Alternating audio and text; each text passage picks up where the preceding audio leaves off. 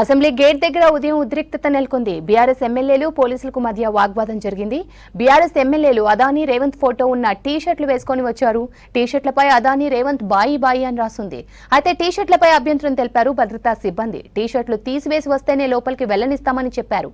దీంతో పోలీసులతో వాగ్వాదానికి దిగారు బీఆర్ఎస్ ఎమ్మెల్యేలు. పోలీసులపై ఆగ్రహం వ్యక్తం చేశారు గులాబీ లీడర్లు. మీరెవరు మమ్మల్ని ఆపడానికి అంటూ సీరియస్ అయ్యారు కేటీఆర్.